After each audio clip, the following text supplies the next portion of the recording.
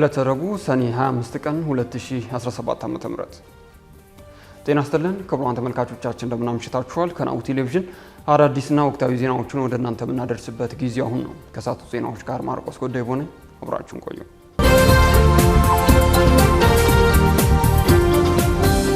አርዕስተ ዜናዎቹን አስቀድመን የህወሓት ክፍፍል የክልሉ ታጣቂዎች ወደ ለየለት የእርስ በርስ ግጭት እንዲያመሩ ከፍተኛ ስጋት መፍጠሩ ተጠቆመ። በአማራ ክልል ደቡብ ወሎ ዞን ባለፉት 2 ዓመታት ምንም አይነት የወባ ትንኝ መከላከያ ድጋፍ አለመደረጉ ተገለጸ። እስራኤል በጋዛ ሰርጥ የተኩስ አቁም ስምምነት ላይ ለመድረስ ፈቃደኛ መሆኗን ትራምፕ አስታወቁ።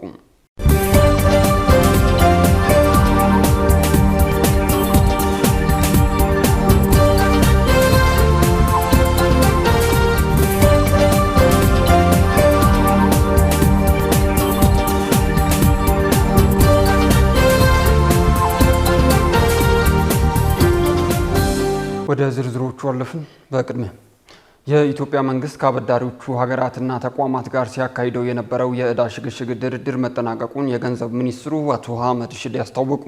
የገንዘብ ሚኒስትሩ የድርድሩ መጠናቀቅን ተከትሎ በቅርቡ ከአበዳሪዎቿ ጋር ትፈራረማለችም ብለዋል። በዚህም ኢትዮጵያ ከአበዳሪ ሀገራት የወሰደችውን የ3.5 ቢሊዮን ዶላር ዕዳ ለመክፈል እፎይታ እንደምታገኝ ሚኒስትሩ ተናግረዋል። የገንዘብ ሚኒስትሩ አቶ አህመድ ሺዴ ይህንን የገለጹት የ2018 በጀት ዓመት ረቂቅ በጀትን በሚመለከት በህዝብ ተወካዮች ምክር ቤት ቀርበው ማብራሪያ በሰጡበት ወቅት ነው። ባለፉት 3 ዓመታት በዕዳ ሽግሽግ ከፍተኛ ጥቅም አግኝተናል ያሉት ሚኒስትሩ በቀጣይም ባለፉት 15 ዓመታት ስንበደር ለቆየነው ገንዘብ የክፍያ ጊዜ እፎይታ እናገኛለን ማለታቸውን ከምክር ቤቱ ያገኘነው መረጃ ያሳያል። ይሁንና ከአበዳሪዎቹ ጋር በተግባባንበትና በተራዘመው የክፍያ ሰሌዳ መሰረት ከሚቀጥለው ዓመት ጀምሮ ዕዳውን መክፈል እንቀጥላለን ሲሉ መናገራቸውንም መረጃው አክሏል። ኢትዮጵያ ከአበዳሪዎቿ ጋር ስታካሂድ የነበረው ድርድር መጠናቀቁ በቅርቡ ከአበዳሪዎቿ ጋር ትፈራረማለችም ተብሏል። የኢትዮጵያ አበዳሪዎች የ3.5 ቢሊዮን ዶላር የዕዳ ሽግሽግ እንደሚያደርጉላትም ሚኒስትሩ ጠቁመዋል። የህወሓት ክፍፍል የክልሉ ታጣቂዎች ወደ ለየለት የእርስ በርስ ግጭት እንዳያመሩ ከፍተኛ ስጋት መፍጠሩ ተጠቆመ። የድርጅቱ መከፋፈል አስቀድሞ አንድ ላይ የነበሩትን ታጣቂዎች ወደ እርስ በርስ ግጭት እንዲገቡ ስጋት መደቀኑን በትግራይ ክልል የሚንቀሳቀሰው ተቃዋሚ ድርጅት ሳልሳይ ወያነ ትግራይ አሳስቧል። ይህ ወታደራዊ እንቅስቃሴ ጥፋት ሳያስከትል እንዲቆም እንዲሁም በትግራይ ያለው አሳሳቢ ፖለቲካዊ ሁኔታ መፍትሄ የሚሆን ሁሉን አካታች ብሔራዊ ውይይት መደረግ አለበትም ሲል ፓርቲው ጠይቋል። ኤልዳና ታደሰ ተጨማሪ አላት።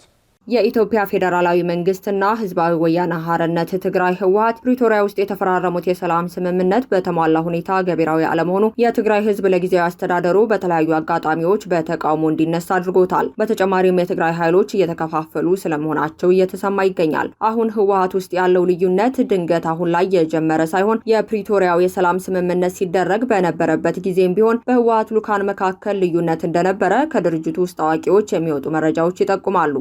ድርድሩ ወቅት ቢሆንም አንዱ ቀርቦ ሌላኛውን የማራቅ አዝማሚያ የነበረ ቢሆንም ክፍፍሉ ቀጥሎ የትግራይ ክልልን ወደ ሌላ የእርስ በርስ ጦርነት እንዳይከተው ተፈርቷል። በቅርቡ በብሔራዊ ምርጫ ቦርድ ህጋዊ ሰውነቱን የተሰረዘው ህወሓት ክፍፍሉን ተከትሎ ለሁለት የተከፈለ ታጣቂዎች ወደ እርስ በርስ ግጭት እንዳያመሩ ከፍተኛ ስጋት ተፈጥሮ እንዳለ በትግራይ ክልል የሚንቀሳቀሰው ተቃዋሚ የፖለቲካ ድርጅት ሳልሳዊ ወያነ ትግራይ አሳስቧል። ይህን ተከትሎ ሊፈጠር የሚችለው ቀውስ ለማስቀረት በትግራይ ሁሉን አካታች ብሔራዊ ውይይት እንዲደረግም ጥሪውን አቅርበዋል። የትግራይ ኃይሎች ወታደራዊ መኮንኖች ባለፈው ጥር 15 ቀን 2017 ዓ.ም ለአንዱ የህወሓት ክንፍ ያጋደላል የተባለ አቋም መግለጫ ማንጸባረቃቸውን ተከትሎ እንዲሁም የቀድሞ የትግራይ ክልል ጊዜያዊ አስተዳደር በኃይል ከስልጣን እንዲወርድ አድርጓል ተብሎ በትግራይ ኃይሎች መካከል መከፋፈል መፈጠሩ ይታወሳል። የደግሞ የትግራይ ኃይሎች ከፍተኛ አዛዥ ያሉበት ሌላ ታጣቂ ኃይል እንዲፈጠር ምክንያት እንደሆነና በአፋርና ትግራይ አዋሳኝ አካባቢዎች ለወራት የቆየው ይህ አዲስ ኃይል ወታደራዊ እንቅስቃሴ ማድረጉም ተነግሯል።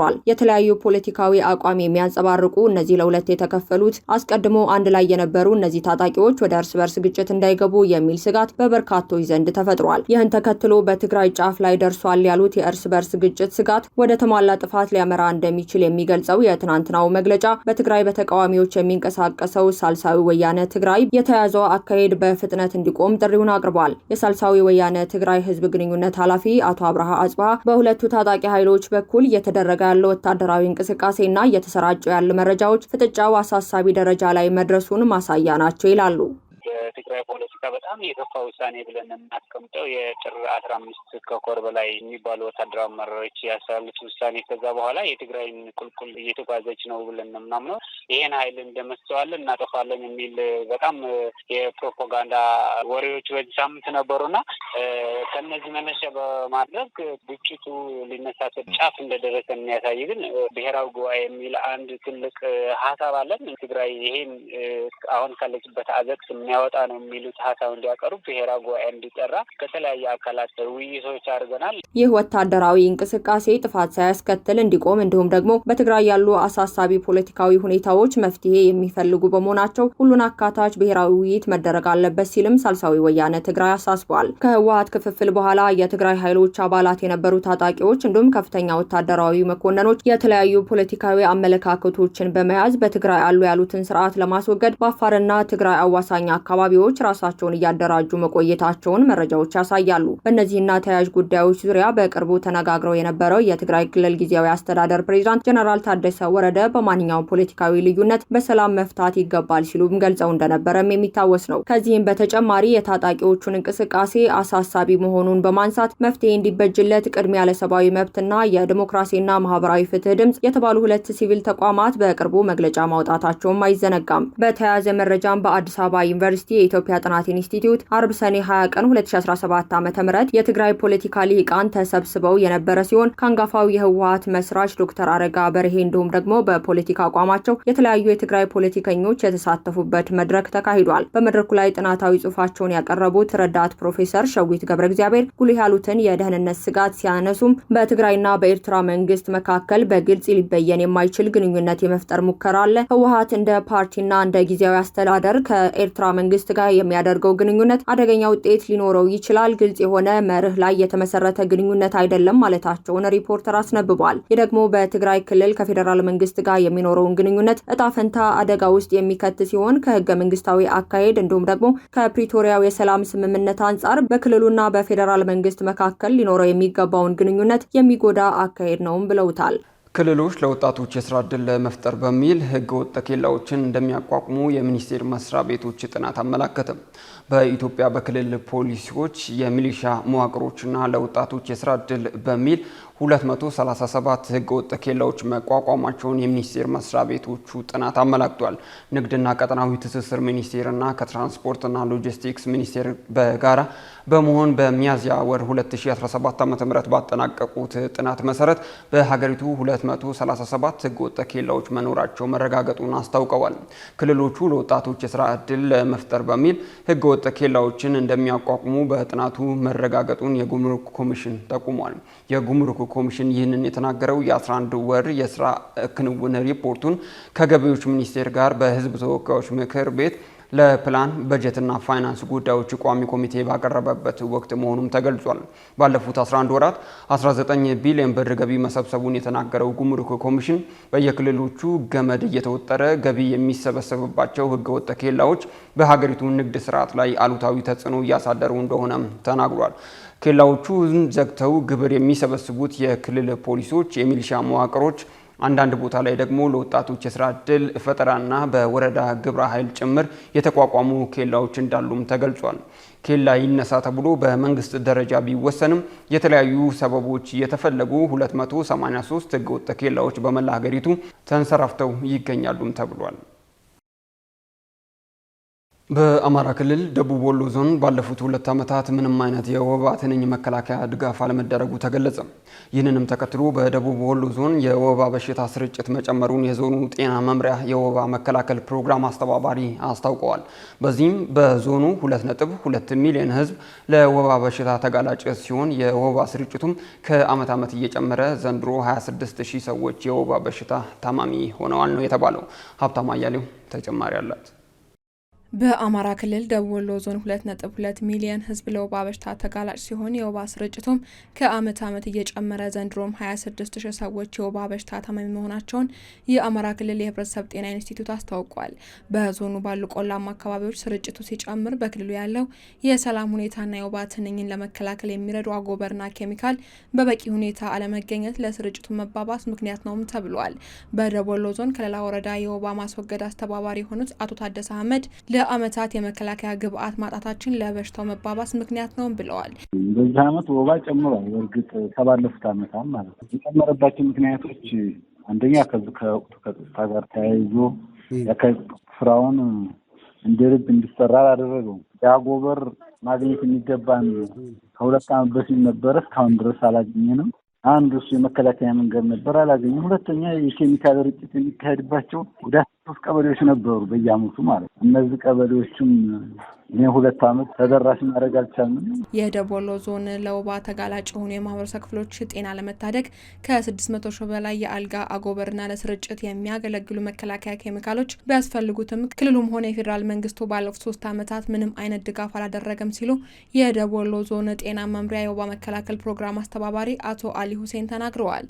በዞኑ ከዚህ ቀደም ወባን ለመከላከል ከሚደረጉ ሳይንሳዊ መንገዶች በተጨማሪም ማህበረሰቡና የጤና ባለሙያዎች ባህላዊ መከላከያ መንገዶችን ተጠቅመው ስርጭቱን ለመቀነስ ቢችሉም አሁን ላይ በክልሉ ባለው ጦርነትና የበጀት እጥረት ምክንያት ይህንን ማድረግ አላስቻለንም ሲሉ ማስተባበሪው ገልጸዋል። ከ600 እስከ 800 ሺህ የመኝታ አጎበር ያስፈልጋል ለዞኑ። አሁን ግን አንድም አጎበር የለም። ይህ ትንሽ ያሳዝናል። ይህንን በተከታታይ ያው የሚመለከተው አካል ሊልክ አልቻለም። እኛም ራሱ በተለይ ምዕራብ ወረዳ ላይ በመሄድ ስራውን በአግባቡ እንዴት እንደሆነ መከታተል አልቻልንም። ያው ይሄ ግልጽ ስለሆነ ማለት ነው። ከዛ አልፎ ደግሞ የበጀት ጉዳይ ነው። የበጀት ጉዳይ እጥረት በመኖሩ እነዚህ አስፈጻሚ አካላትንና ኦፊሰሮችን በመጥራት ስራው እንዴት እንደሆነ በየወቅቱ መገምገም እና አቅጣጫ ማስቀመጥ አልተቻለም። የአማራ ክልል የህብረተሰብ ጤና ኢንስቲትዩት በበኩሉ በደቡብ ወሎ ዞን 26 ሺህ በላይ ሰዎች በወባ ቢያዙም ይህን ስርጭት አነስተኛ በመሆኑ አጎበርም ሆነ ኬሚካል ርጭት ማግኘት እንደማይችሉ በኢንስቲትዩቱ የወባ ፕሮግራም አስተባባሪ አቶ ዳምጦ ላንከር ተናግረዋል።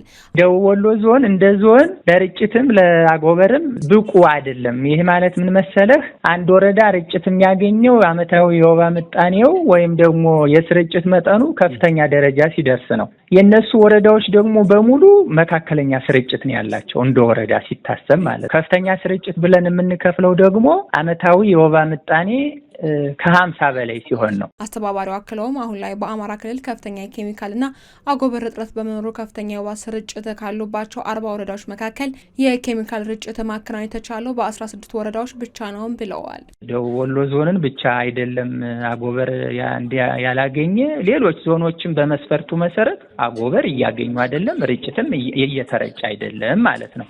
እኛ እንደ ክልል ርጭት ራሱ የምናስረጫቸው 16 ወረዳዎች ብቻ ናቸው። ምክንያቱም የኬሚካል እጥረትም አለ፣ የአጎበር እጥረትም አለ እና እንግዲህ አጠቃላይ 40 መረጨት ከነበረባቸው ወረዳዎች እንደ ክልል 16 ብቻ ነው የምናስረጨው።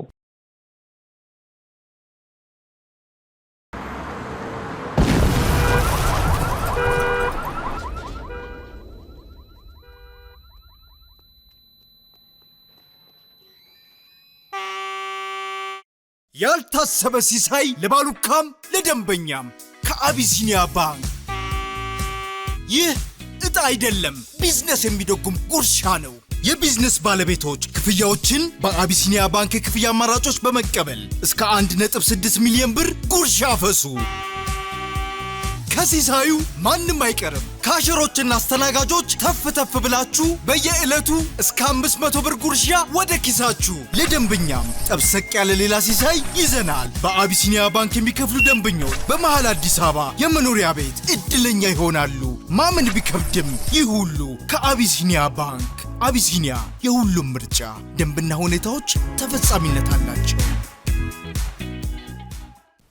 የተከበራችሁ ተመልካቾቻችን ከናሁ ቴሌቪዥን ለሳቱ ያዝናቸው ዜናዎቻችን እንደቀጠሉ ናቸው። አሁን ደግሞ ከባህር ማዶ ምንጮች ወደ ያዝናቸው ዜናዎች ተሸጋገርን። የዩጋንዳ ወታደራዊ ሄሊኮፕተር በሶማሊያ አውሮፕላን ማረፊያ መከስከሱን ባለስልጣናት አስታወቁ። በሶማሊያ ዋና ከተማ ሞቃዲሾ በሚገኘው ዓለም አቀፍ አውሮፕላን ማረፊያ ላይ 8 ሰዎችን አሳፍሮ የነበረ የዩጋንዳ ወታደራዊ ሄሊኮፕተር ተከስክሶ መውደቋን የሀገሪቱ የአቪዬሽን ባለስልጣን ለቢቢሲ ተናግረዋል። የሀገሪቱ መንግስት የዜና ወኪል እንደዘገበው ሄሊኮፕተሯ በኤደን አዲ ዓለም አቀፍ አውሮፕላን ማረፊያ ተከስክሶ በወደቀበት ወቅትም የእሳት ቃጠሎ ተከስቷል ተብሏል። አደጋውን ተከትሎ የወጡ ተንቀሳቃሽ ምስሎችም ከአውሮፕላን ማረፊያው ከፍተኛ ጭስ ሲወጣ አሳይተዋል። በስፍራው የነበሩ የአየር መንገዱ ሰራተኞች በበኩላቸው ፍንዳታ ሰምተናል፣ በሄሊኮፕተሯም ላይ ጭስና ነበልባል እሳት አይተናል ሲሉ ለቢቢሲ አረጋግጠዋል። ይሁን እንጂ ይህ መረጃ እስከወጣበት ጊዜ ድረስ ስለ አደጋው መንስኤና ስለ ሟቾች ቁጥር ከሶማሊያም ሆነ ከኡጋንዳ መንግስት በግልጽ የተባለ ነገር የለም። የሶማሊያ ሲቪል አቪዬሽን ባለስልጣን ኃላፊ አህመድ ማሊም በበኩላቸው የአደጋውን መንስኤ ለማጣራት ምርመራ እየተካሄደ መሆኑን ተናግረዋል።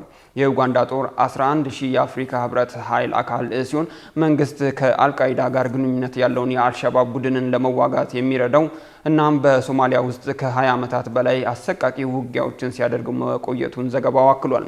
አደጋውን ተከትሎ የተስተጓጎለው ዓለም አቀፍና የአገር ውስጥ በረራ የለም ተብሏል። በትንታኔ ወደ ምንመለከተው የዓለም አቀፍ ጉዳያችን ስናልፍ እስራኤል በጋዛ ሰርጥ የተኩስ አቁም ስምምነት ላይ ለመድረስ ፈቃደኛ መሆኗን ትራምፕ አስታወቁ። በለየለት ትርምስ ውስጥ የሚገኘው መካከለኛው ምስራቅ የዓለምን ሁለንተናዊ እንቅስቃሴዎች መልክ በቀየሩ ጦርነቶች ዛሬም እየተሰቃየ ይገኛል።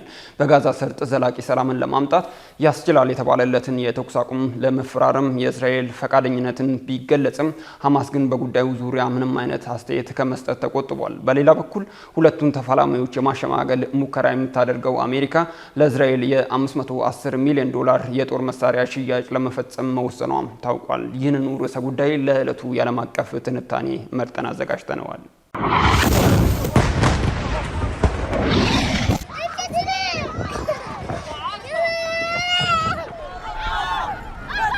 በለየለት ትርምስ ውስጥ የሚገኘው መካከለኛው ምስራቅ የዓለምን ሁለንተናዊ እንቅስቃሴዎችን መልክ በቀየሩ ጦርነቶች ዛሬም እየታመሰ ነው። የመካከለኛው ምስራቅ ትኩሳት አንዳንዴ ግለቱ እያየለ አልፎ አልፎ እየበረደ ተስፋና ስጋቶች እየተፈራረቁበት ዛሬ ላይ ደርሷል። የሩሲያና ዩክሬንን ጦርነት በቀጠለበት በዚህ ወቅት የወር እኩሌታን ያስቆጠረው የእስራኤልና ኢራን ጦርነት ዓለምን ለሁለት ጎራ ከመክፈሉ ባሻገር የንጹሐን ሞትና መፈናቀል በየጊዜው እንዲጨምር አድርጎታል። የሲቪል መሰረተ ልማቶች ወታደራዊ ኢላማ ውስጥ እየገቡም በጤና ተቋማትና ባለሙያዎች ላይ ከፍተኛ ጉዳት እየደረሰ መሆኑን በቅርቡ የወጡ መረጃዎች ጠቁመዋል። አንድ ዓመትን ለሚጠጋ ጊዜ የዘለቀው የእስራኤልና የሐማስ ጦርነት ጋዛን ከማውደሙ አልፎ በሚሊዮን የሚቆጠሩ ፍልስጤማውያንን ለመፈናቀል በመቶ ሺዎች የሚቆጠሩትን ደግሞ ለሞት ዳርጋቸዋል።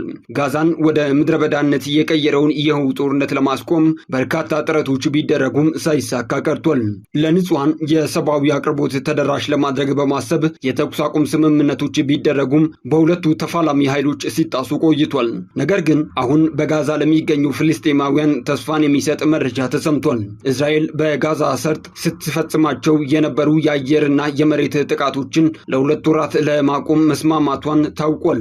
የአሜሪካው ፕሬዝዳንት ዶናልድ ትራምፕ እስራኤል በጋዛ የ60 ቀናት የተኩስ አቁም ስምምነትን ለማድረግ አስፈላጊ ቅድመ ሁኔታዎችን ለማሟላት መስማማቷን አስታውቀዋል። ፕሬዝዳንቱ በተረጋገጠ ትሩዝ በተሰኘው የማህበራዊ ትስስር ገጻቸው ላይ ባጋሩት መልእክት እስራኤል ለተኩስ አቁም ስምምነት ፈቃደኝነቷን ገልጸው ጦርነቱን ለማቆም ከሁለቱም አካላት ጋር እንሰራለን ያሉ ሲሆን ቅድመ ሁኔታዎች ምን እንደሆኑ ግን ከመግለጽ ተቆጥበዋል።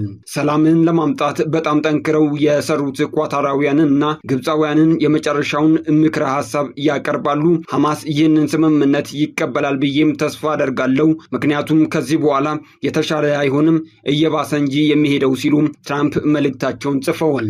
መስከረም 26 ቀን 2016 ዓ.ም ሐማስ በእስራኤል ላይ ድንገተኛ ጥቃት መፈጸሙን ተከትሎ 1200 እስራኤላውያን ሲገደሉ በመቶዎች የሚቆጠሩትን አግቶ ከወሰደ በኋላ እስራኤል በጋዛ ወታደራዊ ዘመቻዋን ጀምራለች። በጋዛ ሰርጥ በሐማስ የሚመራው የጤና ሚኒስቴር እንደገለጸው ከዚያን ጊዜ ጀምሮ እስራኤል በወሰደቻቸው የአጸፋ እርምጃዎች ቢያንስ 56647 ፍልስጤማውያን ተገድለዋል።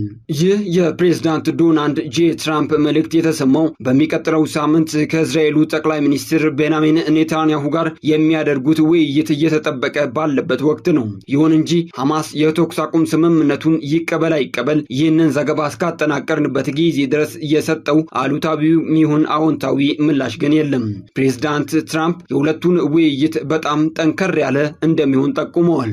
የአሜሪካው ፕሬዝዳንት ባሳለፍነው ማክሰኞ ዕለት እንደተናገሩት ኔታንያሁ በጋዛ ያለውን ጦርነት ማቆም ይፈልጋሉ ብለው እንደሚያምኑም ገልጸዋል። ትራምፕ አክለውም በሚቀጥለው ሳምንት በሚያደርጉት ጠበቅ ያለ ውይይት ስምምነት ላይ የምንደርስ ይመስለኛል ሲሉም ተስፋ ሰጥተዋል። ማክሰኞ ዕለት የእስራኤል የስትራቴጂክ ጉዳዮች ሚኒስትር ከአሜሪካ የመካከለኛው ምስራቅ ልዩ መልእክተኛ የአሜሪካ ውጭ ጉዳይ ሚኒስትር ማርኮ ሩቢዮ እና ምክትል ፕሬዝዳንት ጄዲ ቫንስ ጋር በዋሽንግተን ለመገናኘት ቀጠሮ ይዘው እንደነበር ታውቋል። በተባበሩት መንግስታት የእስራኤል አምባሳደር ዳኒ ዳሮን ሀገራቸው የተኩስ አቁም ስምምነት እንዲደረግ እንደምትፈልግና ነገር ግን ሐማስ ፈቃደኛ አለመሆኑን ለቢቢሲ በሰጡት ቃለ ምልልስ ገልጸዋል። በሐማስ ላይ ጫና እየፈጠርን ነው፣ ወደ ድርድር ጠረጴዛው ካልመጡ ታጋቾችን ለመመለስ ያለን ብቸኛው አማራጭ ተጨማሪ ወታደራዊ ጫና መፍጠር ብቻ ነው ሲሉም አምባሳደሩ ተናግረዋል። አክለውም የጋዛው ጦርነት የሚቆመው በሐማስ ቁጥጥር ስር የሚገኙ እስራኤላውያን ታጋቾች ወደ መኖሪያ ቤታቸው ሲመለሱ ብቻ እንደሆነ አስረድተዋል። በተጨማሪም እስራኤል ግጭቱ ሊቆም የሚችለው ሐማስ ሙሉ በሙሉ ሲፈርስ መሆኑን አስቀድማ ተናግራለች። ቀደም ሲል የወጡ መረጃዎች እንደሚጠቁሙት ወደ 50 የሚጠጉ የእስራኤል ታጋቾች አሁንም በጋዛ ሰርጥ በሐማስ ቁጥጥር ስር ይገኛሉ። ከዚህም መካከል ቢያንስ 20 የሚሆኑት እስራኤላውያን በሕይወት እንዳሉም ይታመናል። ባለፈው ሳምንት አንድ ከፍተኛ የሐማስ ባለስልጣን ለቢቢሲ አደራዳሪዎች በጋዛ አዲስ የተኩስ አቁምና የታጋቾችን የመልቀቅ ስምምነትን እንዲደረስ ጥረታቸውን አጠናክረው መቀጠላቸውን ገልጸው ነገር ግን ከእስራኤል ጋር የሚደረገው ድርድር መቆሙን አስታውቀው ነበር። ሐማስ በበኩሉ ዘላቂ ስምምነት እንዲደረስና ዘላቂ የተኩስ አቁም እንዲደረግ እስራኤል ሙሉ በሙሉ ከጋዛ ሰርጥ ሰራዊቷን እንድታስወጣ ጫና ሲያደርግ ቆይቷል። የአሜሪካው ፕሬዝዳንት ዶናልድ ትራምፕ ያሰሙት የተኩስ አቁም ብስራት የተሰማው እስራኤል በሰሜን ጋዛ ወታደራዊ እርምጃ መውሰዷን አጠናክራ ከመቀጠሏ በፊት በአካባቢው የሚገኙ ነዋሪዎች ለቀው እንዲወጡ ትዕዛዝ ከሰጠች በኋላ ነው። የእስራኤል ጦር በዚህ ሳምንት በጋዛ ሰርጥ ውስጥ በአሜሪካና በእስራኤል በሚደገፈው የጋዛ ሰብአዊ ፋውንዴሽን ወደሚተዳደሩ የእርዳታ ማከፋፈያ ማዕከላት ሲቃረቡ የተጎዱ ሰላማዊ ዜጎችን በሚመለከት የወጡ ሪፖርቶችን እየመረመርኩ ነው ብሏል። እንደ ኦክስፋም እና ሴቭ ዘ ችልድረን ያሉ ሰብአዊ ድርጅቶች የእስራኤል ጦር እርዳታ በሚሹ ፍልስጤማውያን ላይ በተደጋጋሚ ተኩስ ይከፍታል ሲሉ ወንጅለዋል። እስራኤል ይህንን ውንጀላ በመቃወም ሐማስን የእርዳታ ስርጭት ላይ ያለውን ጣልቃ ገብነት ለማስቀረት አስፈላጊ ነው ስትል ትሞግታለች። በእስራኤልና በሐማስ መካከል እንደ አውሮፓውያኖቹ የዘመን አቆጣጠር በጥር 19 የተጀመረው የተኩስ አቁም ስምምነት 3 እርከኖች እንዲኖሩት ሆኖ የተቀረጸ ቢሆንም የመጀመሪያውን ደረጃ ግን ማለፍ አልቻለም። በዚህ ስምምነት መሰረት ሁለተኛው ደረጃ ቋሚ የተኩስ አቁም ላይ መድረስ በእስራኤል ውስጥ ለታሰሩ ፍልስጤማውያን ምትክ በጋዛ ታግተው የነበሩትን መልቀቅና የእስራኤል ጦር ከጋዛ ሙሉ በሙሉ መውጣትን ያካተተ ነበር። ይህ በእንዲህ እንዳለ እስራኤል ለተኩስ አቁም ፈቃደኛ መሆኗን የገለጹት ፕሬዝዳንት ትራምፕ የሚመሯት አሜሪካ ለእስራኤል የ510 ሚሊዮን ዶላር የጦር መሳሪያ ሽያጭ ማጽደቋን አስታውቃለች። የሀገሪቱ የውጭ ጉዳይ ሚኒስቴር እንደገለጸው ሽያጩ 2 የተለያዩ የቀጥታ ጥቃት ፈንጂና ከ7000 በላይ የቦምብ መቆጣጠሪያ መሳሪያዎችን ያካትታል። ውሉ ያልታወቀው የአሜሪካ አቋም አንዴ በአሸማጋይነት ሌላ ጊዜ ደግሞ በወታደራዊ ድጋፍ አለፍ ሲልም በጦር መሳሪያ ሽያጭ ከእስራኤል ጎን እንድትቆም አድርጓታል። በጋዛ ሰርጥ የፍልስጤማውያን ሞት እያሻቀበ ባለበት በዚህ ወቅት አሜሪካ ለእስራኤል የምታደርገውን ወታደራዊ ድጋፍ በመቀጠሏ ከፍተኛ ትችት እያስተናገደች ትገኛለች።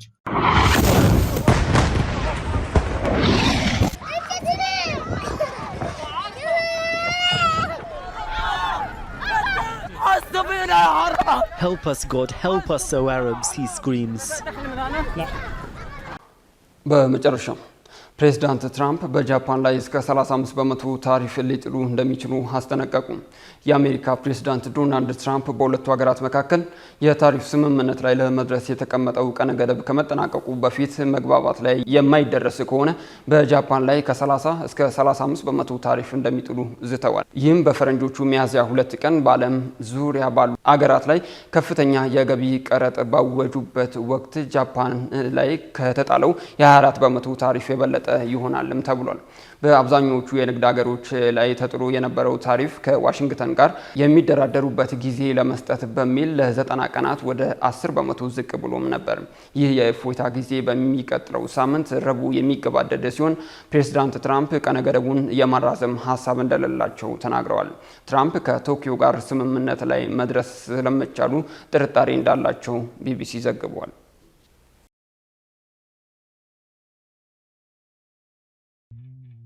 በቀን 20 ብር ብቻ በመስጠት በሙዳይ በጎ አድራጎት ማህበር በኩል አንድ ሕፃን ይደግፉ። የእርስዎ ድጋፍ ጥራት ያለው ትምህርት፣ የተመጣጠነ ምግብ እንዲሁም የጤና ሽፋን በማድረግ ለሕፃኑ ብሩህ ተስፋ ይሰጣል። በቀን 20 ብር በወር ደግሞ 600 ብር ድጋፍ በማድረግ ዛሬውኑ ወደ ማህበራችን ይቀላቀሉ። 9923 የቴሌ ብር እንዲሁም የኢትዮጵያ ንግድ ባንክ አካውንታችን ነው። ድጋፍ ያድርጉ፣ የአንድን ሕፃን ህይወት ይቀይሩ። እናመሰግናለን። ክቡራን ተመልካቾቻችን ከናሁ ቴሌቪዥን ለዕለተ ረቡዕ ምሽት ያዝናቸው ዜናዎቻችን በዚሁ አበቁ። ከሰዓቱ ዜናዎች ጋር ማርቆስ ጎዳይቦ ከመላው የስቱዲዮና የቴክኒክ ክፍል ባልደረቦቻችን ጋር በጋራ በመሆን ቆይታ አደረግን። መልካም ምሽት።